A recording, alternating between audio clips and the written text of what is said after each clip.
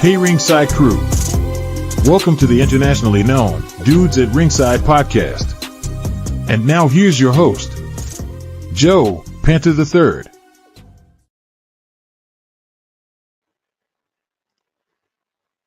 Hello there, wrestling fans! To another episode of the internationally known Dudes at Ringside Podcast. I am Joe Panther III, and man, Ringside Crew, I am so excited to have this young lady on the podcast. We've been talking for weeks. This thing was booked, and now we're here. Let's give a warm Dudes at Ringside Podcast guest to my guest. Introduce yourself. Hi, I am Suzy. I come from Warriors of Wrestling, and I am a female indie wrestler. Awesome. So, who are some of your inspirations on becoming a wrestler? This is actually a funny story. I didn't watch wrestling growing up, really. I just kind of Oh was God, interview told. over. Just kidding. Just kidding. Yeah, everyone's like, wait, what? No, I didn't watch wrestling. I wasn't a big WWE fan, really. Um, but someone told me I couldn't do it while I was watching Warriors of Wrestling as a fan, and I was like, you know what? I'm gonna do it. And then that's when I got into wrestling, and I wrestled for a month, and then I just kept going, and I kept watching, and I kept watching, and I'm like, okay, I'm really gonna do this, and it was something I enjoyed, and I never knew why, and I just kept going, and I'm like, I can't quit. I'm just gonna keep going. So my Yeah. inspiration was myself and pushing my boundaries and limits. Yeah, like it's a crazy thing with wrestling that sometimes you don't experience watching the stuff, but you go to the actual show and you experience it that way. So like do you Yeah. find that you're a female wrestler? Now let's go into it. Like how long did it take you to find Warriors of Wrestling to like go to the show or like Um, train? Back when I was 17 and I'm 20 now, so a couple years ago, which wasn't too long ago, um, I had like an ex who we would all go and I was enjoying it as a fan. I found it through somebody else. And I was like really, really enjoying it. It was one of these shows, my first wrestling show, my first indie wrestling show, whatever, my first wrestling show at all that I was watching, and I loved it. I loved everything about it. And I was like, wow, like I just kept watching it. Eventually I joined in, and it was like cool. Like I felt like I was like training with stars now. I was like, oh my god, like he was wrestling the other day. And I get so excited over it. And yeah, I was watching it for like maybe a year, and then I took a little break, life happens, and then I come back to it, and I was just like, this is amazing. Like I was like, this is amazing. And I just never stopped. And Warriors of Wrestling gave me that, just watching the show made me want to be a wrestler. It was so impactful. Awesome.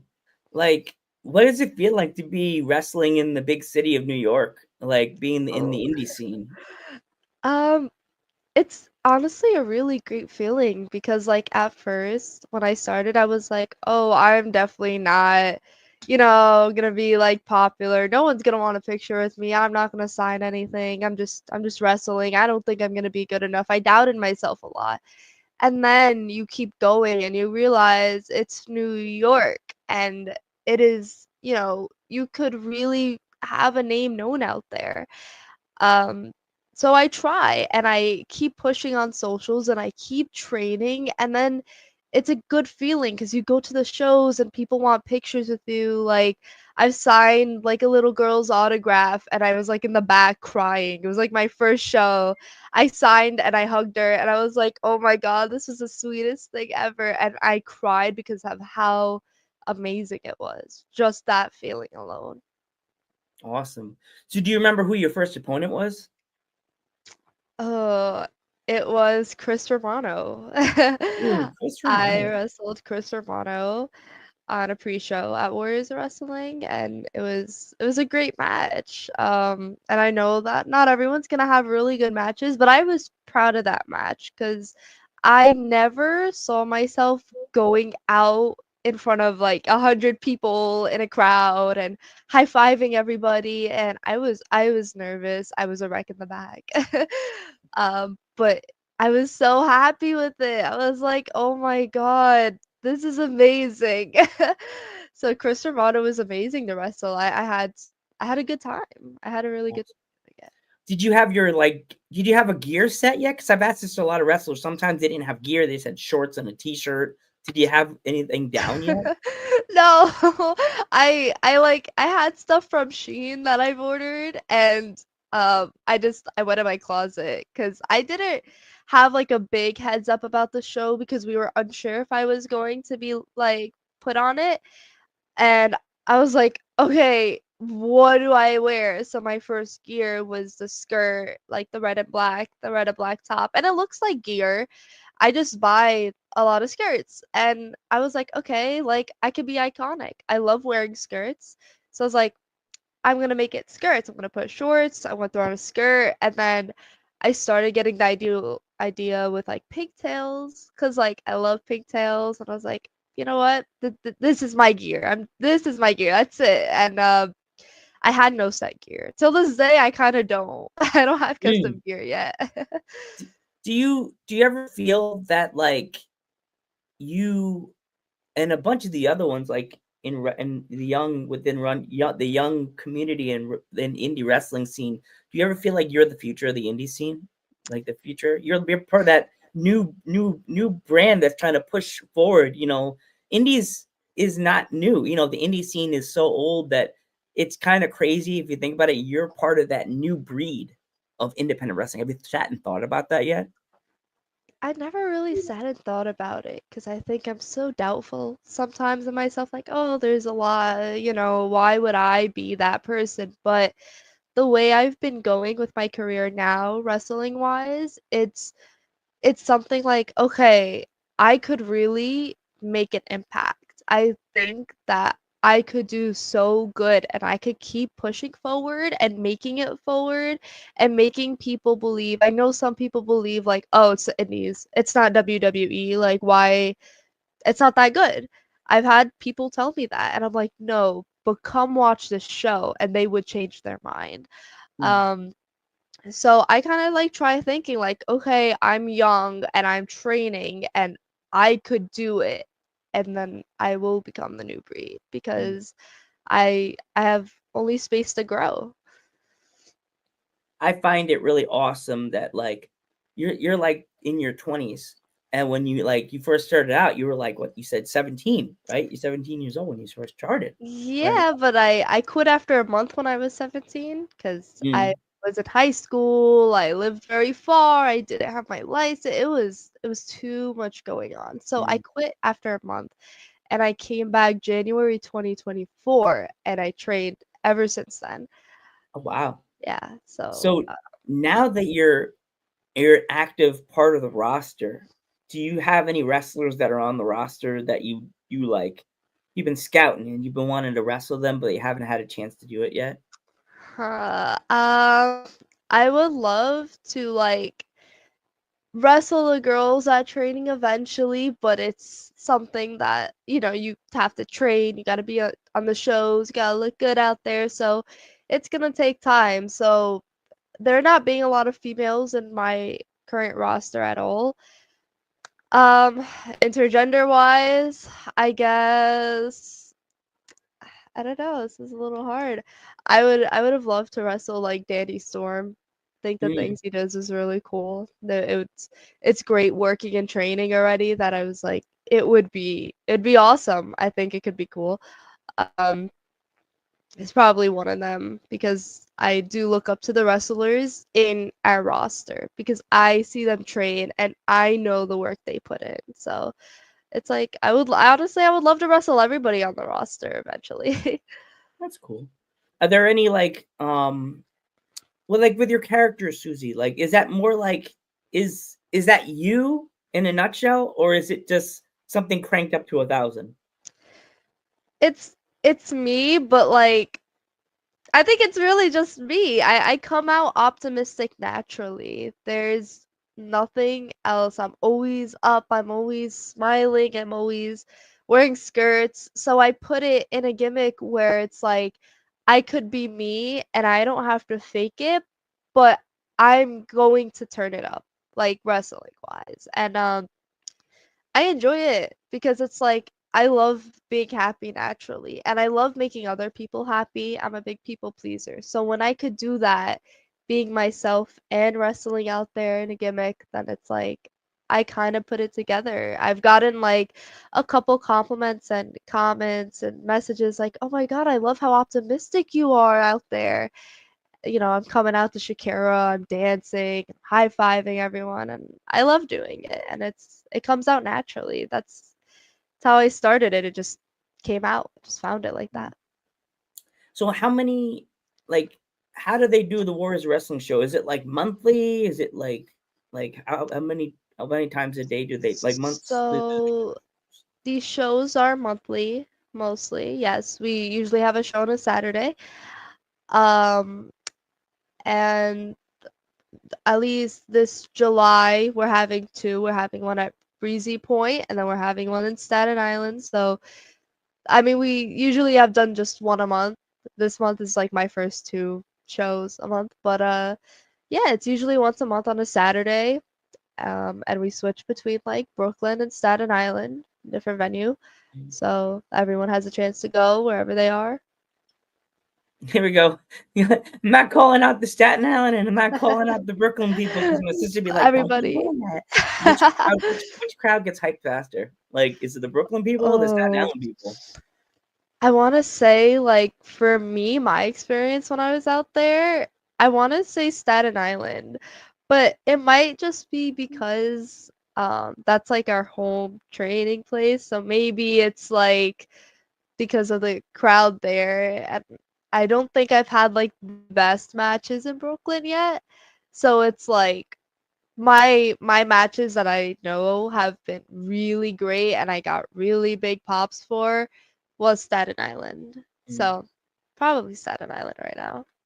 Are you thinking about going for any title belts in Warriors yet, or like? Oh, absolutely. I need that woman's title. I deserve that woman's title. I know the women's Right. champion. She's a former Dudes at Ringside guest. So let's let the stage let you. I don't know if you want to do this. I don't want to make you feel uncomfortable, but you take center stage. I want you to call out the women's champion right here on Dudes at Ringside because she is former Dudes at Ringside guest. I So see. putting you on center stage. So call her out, girl. Oh, Go for it. absolutely. Okay. I am coming for that Warriors of Wrestling women title. I deserve it. I'm at that school. I'm in Staten Island. I am in New York. And I have trained so hard enough to be able to beat you, to be able to win that title, and to be able to take the win and nothing else. And it's going to stay my belt and it will never come back on your waist again. Well, There you well, go. well. We know who the women's champion. She's from the island of Enchantment, from Puerto Rico. So Yes. have you thought of wrestling anywhere else out of the country, like out of the state, like out of the state of New York, and wrestle like in PA or Jersey or anything like that? I absolutely would. It's just I guess I was really working on my training and in ring and making sure that wherever I go, I look good and I represent my coach well and I represent my home training center well. So I have been so focused on that and I need that woman's belt. That woman's belt at my home training center would mean the world to me before I went anywhere because you know Yeah, what? Just it's hold it it's really important to proudly. you because that's your home. That's your place. Place of base of business. Place that you work and you strive and you blood, sweat, and tears for that belt because you. I know everybody wants to be a champion, but Yeah. yeah. So, me being a huge Netflix freak, have you been watching anything fun on Netflix besides being on Netflix now? Uh, um, not really. I want to say that like I train a lot, I go to the gym a lot, but I've been playing video games a lot. I haven't Okay, been let's binge talk about video watching games anything. then. I've been playing Overwatch, trying to get back to Dead by Daylight, and like I'll stream it on Twitch. And I'm trying to like, just keep. I want to make like highlights of funny videos. So I've been playing like a lot of video games. Schedule One on Steam. Um, what else have I been playing? Anything that I really see, I'll play. I'll even like hop on Roblox. I'll see what's going on. I know people that go Anything. on Roblox that I work with. Shout out to Logan. Oh my god, it's all she plays. All the girls are playing Roblox. You need to play Roblox. No, my cell phone's gonna explode in my hand. Yeah, it's Dang it's Apple. fun though. Love you, Apple. Just kidding. As I say it, my phone just goes. Sometimes it happens to me too. It's okay. Just starts blinking. Yeah. So you have a Twitch. What if anybody wants to go after they're having fun watching us here on the Ghost Head Nerd Talk Twitch channel? How can they find you on Twitch? So everything is connected to my link tree, like my Instagram, the A_living_person tag. You'll find everything on my link tree. The Twitch, my little Etsy, Depop, TikTok, Snapchat. Yeah, I'm everywhere. I try really putting out on social platforms a lot. So you'll see Okay. in my bio. So be That's there. awesome. Definitely go to her Instagram and give her a follow. Like the day of a show, do you have to have your bag packed for the show like the day before, or is it already in the car? You know, you have the gear cleaned and everything, it's already in the car. I try setting up a little bit before, like the night before, but I also procrastinate a lot. But I am a morning person, so I'll get up in the morning and make sure everything is done, and then I'll pack it. And then, I shouldn't do it because then I'm like, oh, what if I forget something? Am I forgetting something? Should I bring something extra? And every single show I do it, and then I'm like, okay, I'm gonna put this in the car, and then I'll like run back upstairs. It's like, wait, I forgot something, and I'll do it 3 times, and every single time it happens. I need to Mm. stop procrastinating. It makes me more nervous. Do you ever feel like that you had to like switch the gear up so the fans from like Staten Island don't see the same gear in Brooklyn? I actually have a plan to really expand on my gear, kind of. And I been enjoying DIYing it. I actually have never bought official gear. I have just put pieces together and called it gear. Okay. But people do seem to love it. Like I will go to the mall and I will just go to every store and I will pick out pieces, and that's kind of how my white gear now Yeah. came to be. And I kind of enjoy doing it because it also proves that you don't have to go spend $500 on some customized gear, because I wrestle to wrestle. I don't wrestle for my gear. That's my buddy Thunderfeet. He's a Twitch streamer as well. Oh, He's a awesome.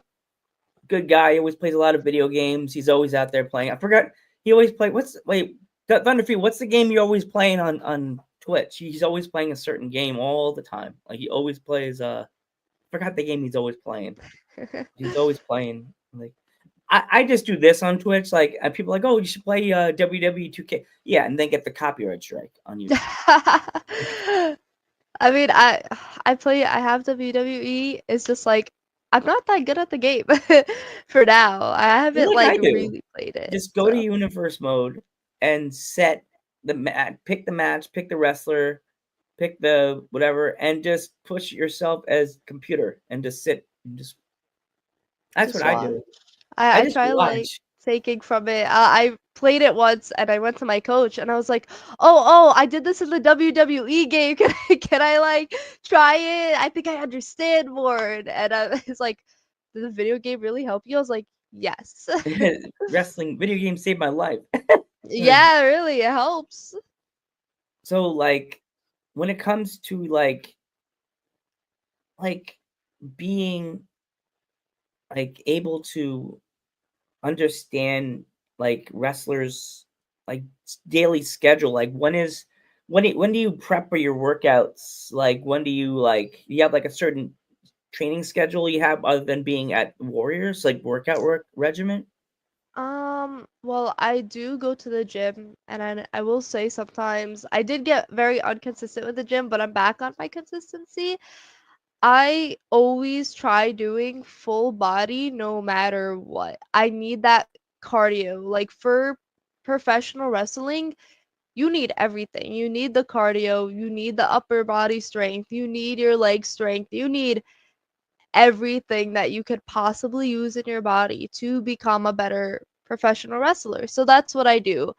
I try doing cardio every time I hit the gym, which I will try going to the gym at least 4 to 6 times a week, if anything. And I train wrestling wise 3 days a week, 2 or 3 days a week. So I try getting everything at the gym, and I've been working more on upper body because I really want to be able to like lift people way more easier. Um, I like my lucha stuff. I'm a big, jumping around all over the place, and I love doing that. But I kind of want to slam someone also. So I mean, I Mm. could, but I still want to keep going. I want to keep building upper body. I want to keep building everything, especially my core. I want to be able to hold myself. There's everything. I don't even Mm. have a specific routine anymore. I keep going. You just go it. You just I just go. go. So, out of all the moves you've done so far in your career, what was like your favorite move to just be like boom and the crowd pop for it? Um, there's some moves that I haven't exactly hit in front of the crowd because I've been working on a lot recently now, but the stunner people love. I did a wheelbarrow stunner versus the Black Scorpion a couple shows ago, and people loved it. I screen recorded the little part of it, and you hear the kids do it, and then you hear a guy go stunner, and they loved it. And then last show, I also hit the stunner, and I also got the crowd pop. So I'm thinking the crowd likes the stunner, but I definitely have way more in store that's gonna be even bigger. And I took my first bump. So like, and I asked you before. Now fans haven't. If they didn't watch my Instagram page, I took a Sister Abigail by Lucius Crow at the last show. So I said this to you before the show. What would you give that first bump ever a rating of? So from the outside, it looks fine. But that's why I would say, did you hit your face? Did you hit your head? And if no, and you didn't feel the pain, well, it's a little painful, but you didn't, actually injure yourself, Yeah, then it will be a 10 out of 10 bump. yeah. I That didn't. is I how didn't I injure look at it. myself. I didn't injure myself. I did fall on the mat, but I didn't feel it. I just went with it. That's So a good thing. I always feel like that. If I try like tornado DDTs, I'll sometimes like wipe back with my head, and I'm just like, that hurt. That was a bad bump. If you hurt yourself and you hit your head, I was like, yeah, it's not a good bump. everybody that showed it that don't watch wrestling, they all go, "Oh my god, did that hurt?" And I'm like, Yeah. "My ego." My All the time. ego. I go, "My ego." And that's what it hurt. My ego. It didn't hurt me, but it hurt my ego. But the next bump I want to take, I definitely want to try a stunner. Hit stunner and see how I would have to practice a few times because well, wrestling sometimes you practice things backstage. Like Yeah. I watched a lot of this. Like the guys doing that backstage, running back and forth, moving. But hey, if I ever come to Brooklyn, hey, Warriors of Wrestling, if you ever need someone to do an interviewing for the night, and if I'm able to come out to Brooklyn, I definitely would love come help you guys because I came to one show, and that's when we met Tony. Hey, Tony, sister loves Tony. This everything, Tony. Hey, I guess you would say now Tony is like almost like the he's been there for a long time, right? Yes, he has. He was there when I started training, January 2024. Well, I know he's been there before, but from when I started, he's still been there. Gotta love him. Such a nice guy. Like with what is like your favorite food to have after a show? I always go to McDonald's for some reason. I Okay. don't know why. It's like I'm gonna go treat myself. I'm gonna go get a McChicken and some fries, and it's so good. I mean, if I had a little more money, I'd be going to restaurants, Yeah. trust me. But, you know, McDonald's works for now. I'll be okay with that. If McDonald's saw you and said, "Oh my God, she's a good wrestler. She's a good representation to the New York wrestling scene," and they made a Suzy meal, what would it be?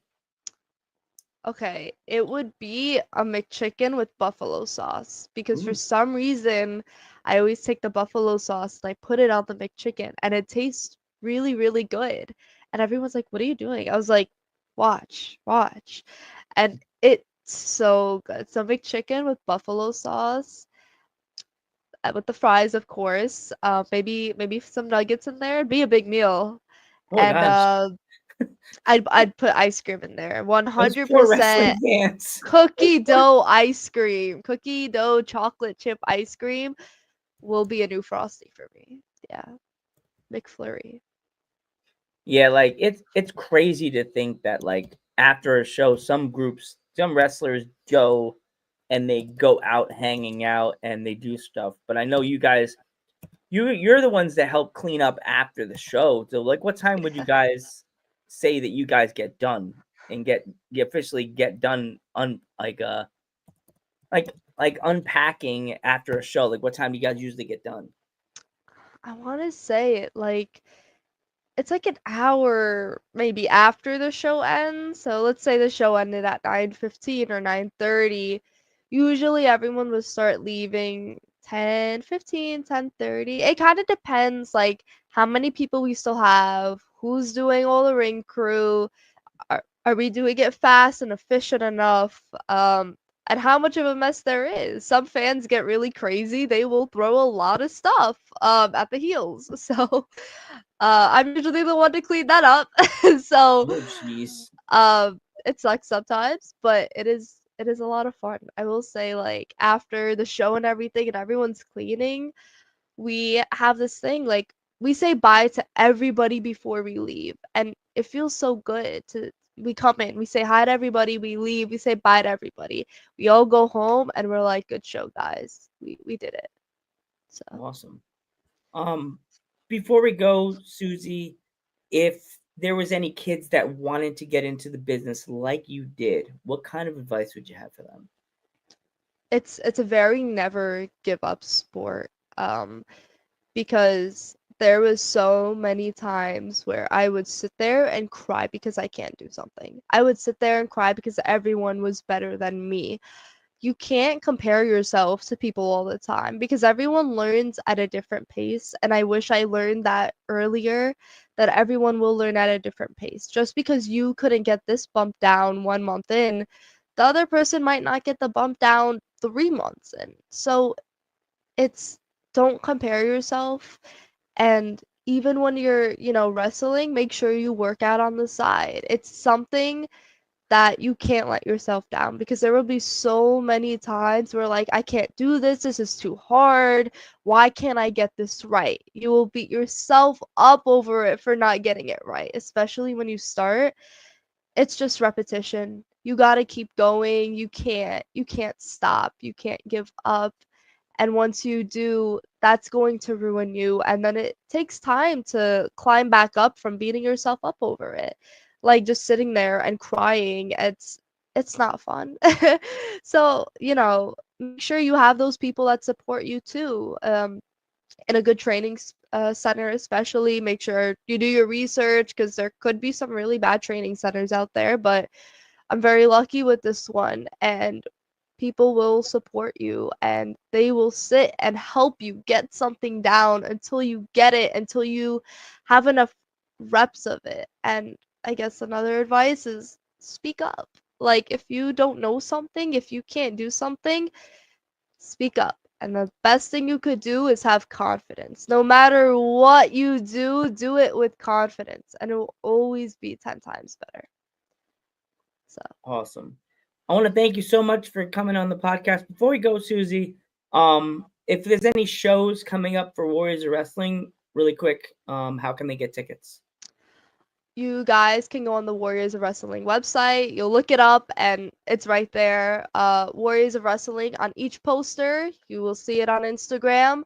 the phone number is there, the website's there, all the information on the posters are there. So I do recommend following the Warriors of Wrestling Instagram. And if you want to see training videos, the Warrior Wrestling TikTok and the Facebook page, it's right there, and you'll see me on there too. It's great. It's awesome to watch. I even watch them. Awesome. Thank you, Suzy. I'm Joe Pan the third. I'm Suzy from Warriors of And Wrestling. we will. Suzy from Warriors of Wrestling. And we will catch you in the next one. Bye.